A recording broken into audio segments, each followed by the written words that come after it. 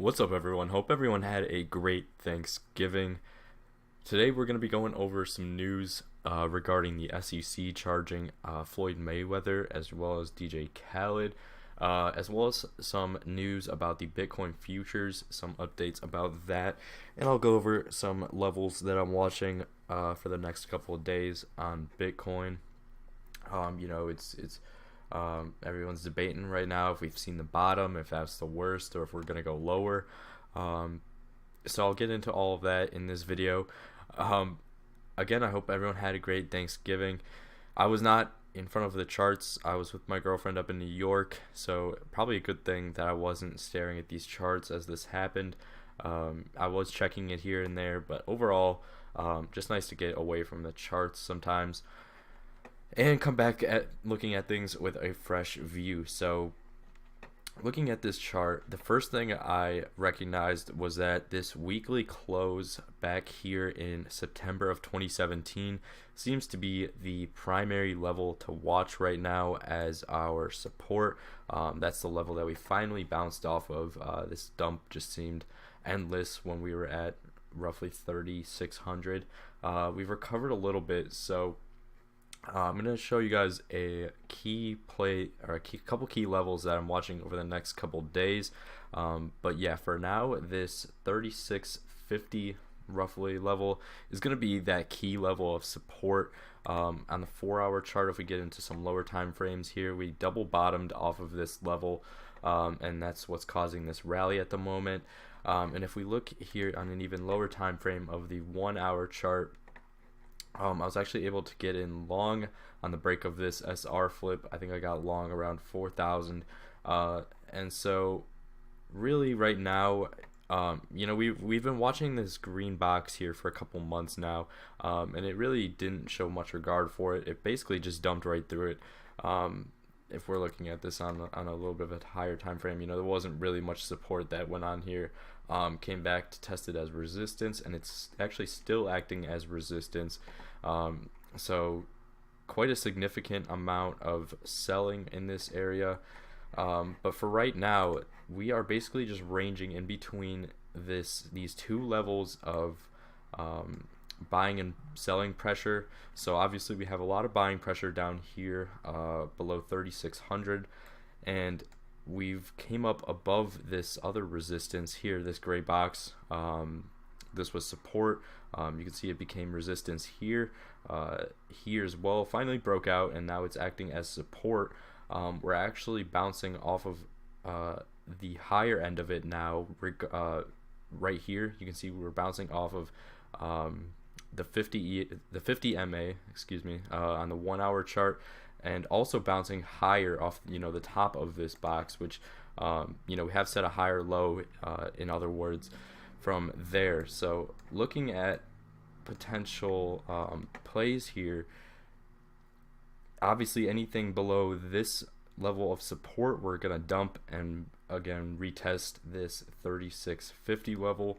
But if we are able to break into if we are able to break above it, I would start targeting roughly, where was it?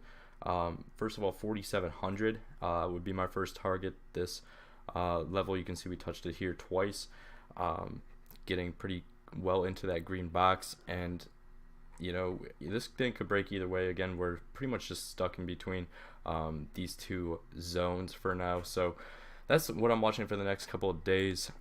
We did see some news come out today. I want to go over this CNBC indicator, or CNBC Fast Money tweet, actually.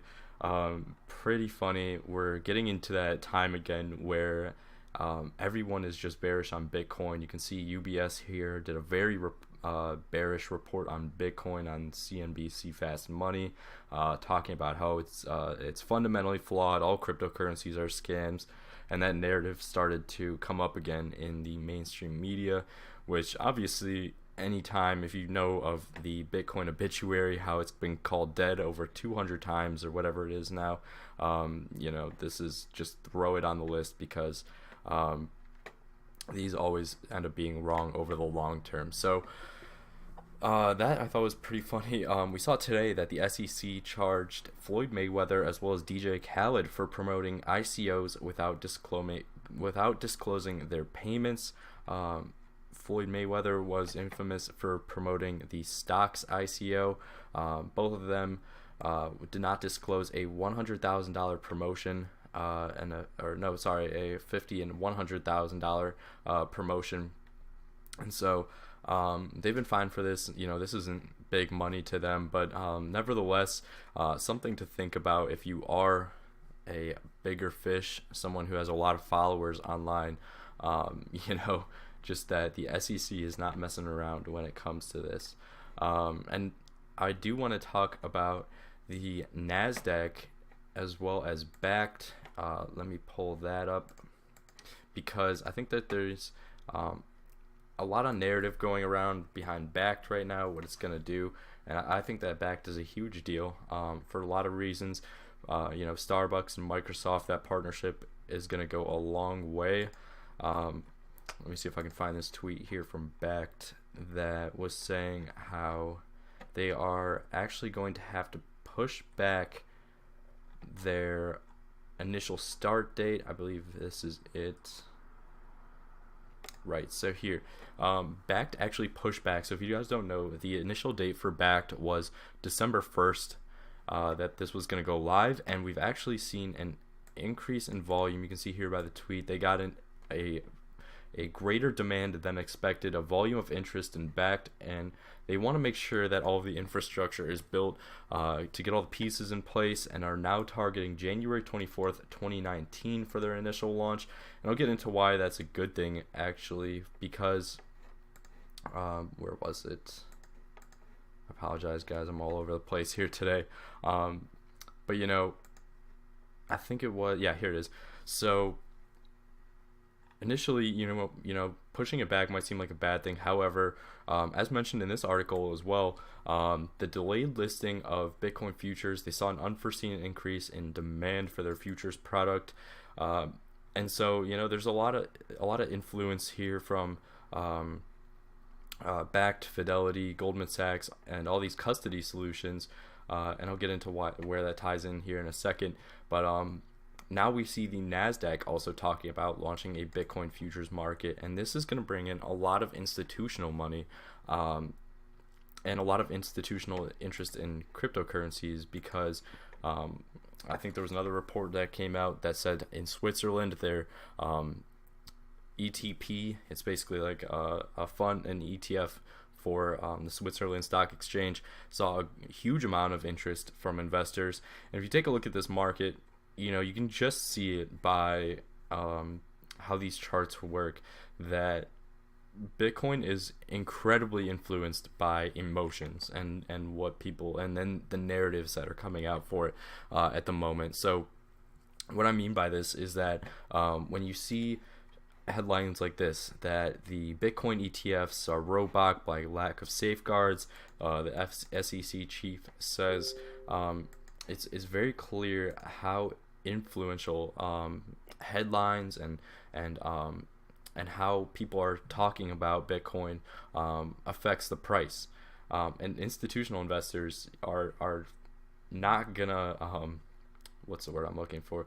They're gonna keep that in mind when they see these charts, because first of all, obviously right now we have a very bearish sentiment in the market, and so bearish news tends to have a much bigger deal in the market than when we were pushing 20,000 and Bitcoin was going to go to 50,000. It was going to replace the dollar and everything, that whole narrative. But my point here is that when people say that institutional money is going to be a good thing that comes into the space, well, you don't necessarily know that. Sure that they're getting into the space and they're owning Bitcoin, but there's a lot to be said about the way that they can manipulate things, and the way these charts are. If you think it's manipulated now, just wait till we end up seeing the institutional investors get in and push stop limits and stuff like that, and do stop runs and stuff like that. So I think there's a lot to be said there. I just remembered one more thing. If we look here on the weekly chart, the reason I don't think that we've seen the bottom yet, I think that we still could end up touching the 3,000 level, and potentially wick to the high 2000s. And here's why.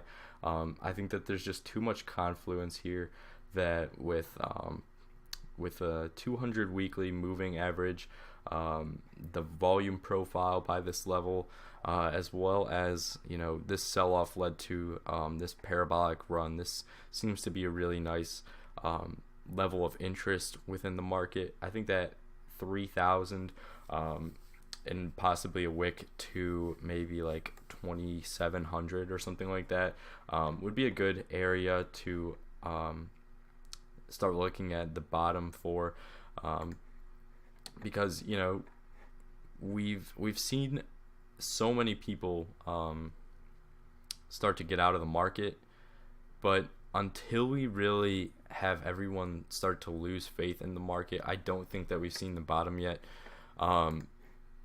And I think that for a lot of people, it mostly just comes to things like this, knowing that back just coming in a couple months. People still have hope, is my point here, is that people still have hope that this thing's going to go to 20,000 by the end of 2018. Once all of that is completely gone from the market, and we've completely washed away all of the people, all of the speculators and people here to get rich quick, that's when I think that we can start the new cycle. Personally, I think that the lack of, once this thing starts to taper off, you know, say we go like this for the rest of 2018, just stay under this range, under 6,000 or whatever it is, I think that that's when you'll start to have everyone lose interest, because you know, you'll see all these catalysts come out. You know, BACT is going to come out and the price is not going to move at all. Like something like that would cause everyone to start losing faith, and at that point I think that we could see the ideal buying opportunity. You know, they always say that the light is or the tunnel is darkest when you're at the end, or I can't even think of what the saying is, or it's darkest before you see the light. So that's just my thoughts on Bitcoin and the capitulation that everyone's talking about, and whether we've seen it or not. Again, I think that 3,000 has a lot of confluence here, with these levels here and the volume profile as well. That's typically a very good indicator of levels of interest. And so that's my thoughts on that. Otherwise, if you're just buying long term, right, so like it all depends on what you're doing here. And if you're holding long term, you know, I would look at things like Neo, Binance Coin.